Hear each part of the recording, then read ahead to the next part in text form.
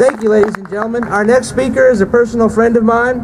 He is a 15-year-old defender of liberty and the Constitution, a student at East Duplin High School, a member of Young Americans for Liberty, and he's involved with the Republican Liberty Caucus. I'd like you to welcome to the stage, Nick Williams. Yeah! All right, Nick.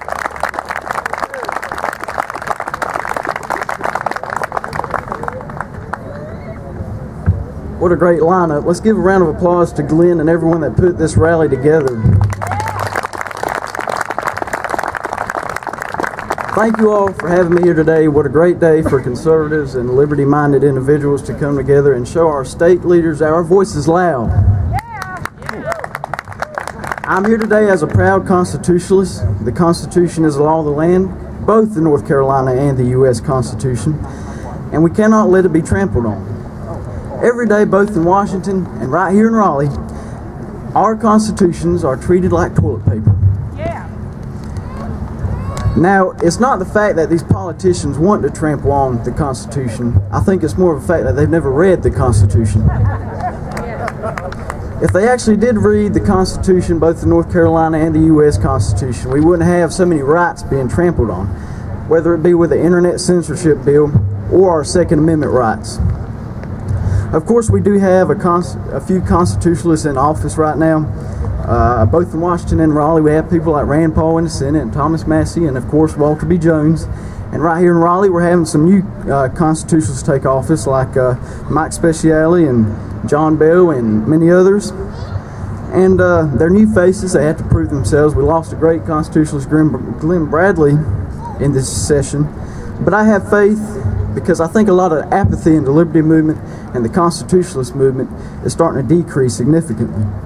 More and more people are getting involved, whether it be through conventions or simply running for office. Whatever it is, despite the age difference, many people are getting involved. So many of you are wondering, why am I so involved? I'm only 15 years old. You may not hear that much. The reason why I'm involved is because I care about my future. And I care about my children's future and my grandchildren's future.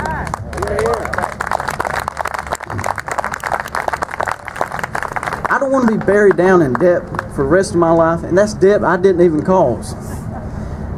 You see, the problem with most of today's leaders is, one, they haven't read the Constitution, and two, they simply care about their paycheck and not anyone else.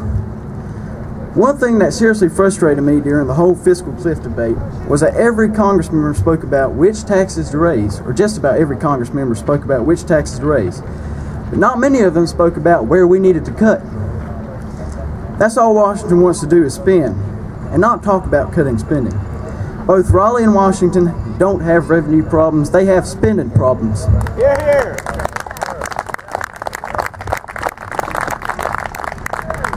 It is time for the leaders to quit being so selfish and learn how to balance a budget.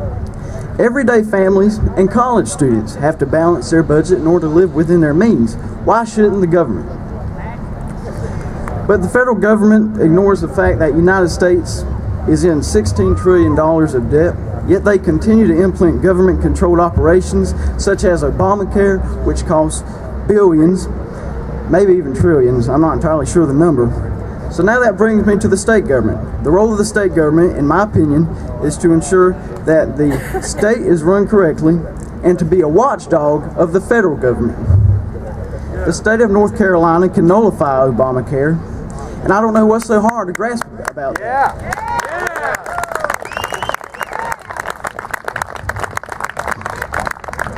Nullification is the key to all the bad legislation passed in Congress. With the supermajority GOP, we can nullify Obamacare just like that. Other states are starting to do it, and I think North Carolina should do it as well. Yeah!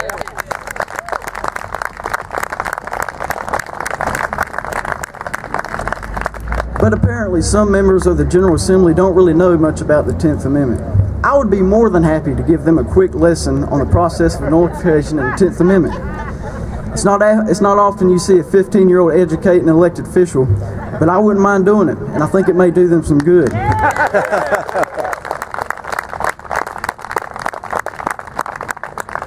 We have to do whatever we can to apply pressure and ensure the government doesn't go out of its restrictions by the Constitution.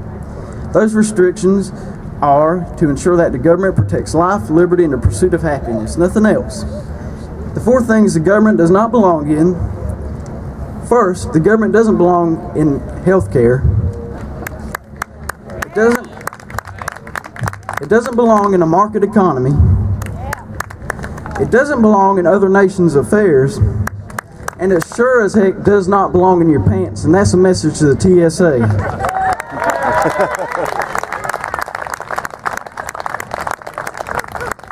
I think we're all here to send a message to Pat McCrory and the newly sworn in General Assembly. You have to protect our constitutional rights. Whether the state or the U.S. Constitution is being violated, these rights come from our Creator and not the government, and they shall not be infringed.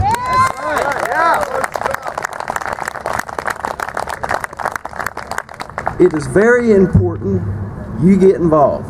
I've gotten a few people my age involved by you all here, but you all here are the game changers. I encourage you to attend the convention, support local constitutionalists running for office, or maybe even run for office yourself. It is vital that we protect our liberties and the Constitution from both the state and national levels. So to all the newly sworn in leaders, I say, honor your oath, respect the Constitution and our freedoms. Thank you, and God bless y'all.